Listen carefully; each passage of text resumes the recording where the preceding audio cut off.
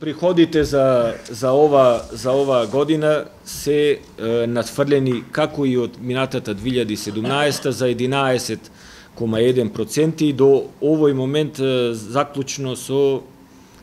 21.12 наплатени се отприлика 85 милиарди денари.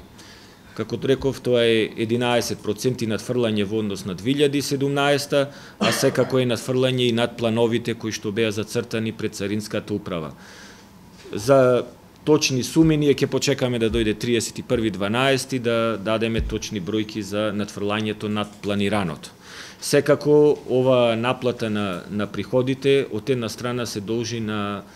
подобрување на самите царински процедури, подобрување на работата на самите царински службеници, а од друга страна и од финансиската дисциплина на економските оператори.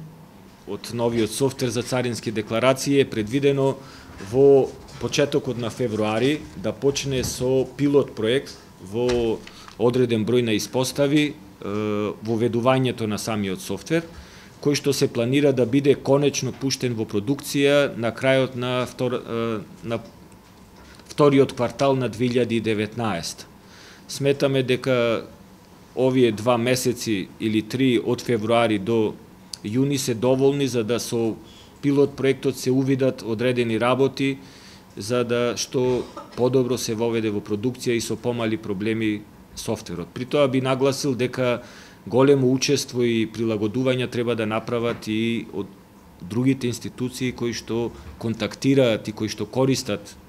податоци од Царинската управа и ние буквално секојдневно држиме состаноци со засегнатите институции кои што треба да направат одредени софтверски прилагодувања. Секако тука е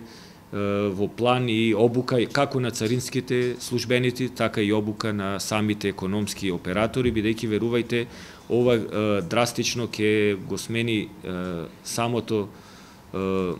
начин на постапување во царинската постапка со оглед на веќе застарената АСИКУДА. А од друга страна, ова е еден интегрален софтвер кој што нас не доближува до Европска Унија, бидејќи со самиот момент на пуштање во продукција на софтверот, ние веќе имаме 7 до 8 информатички системи кои што би требало да ги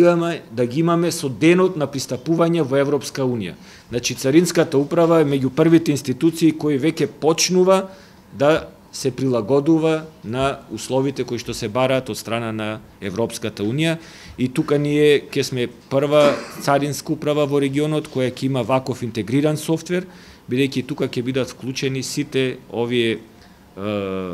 софтвери и апликации кои сега се работат во склоп на Царинската управа.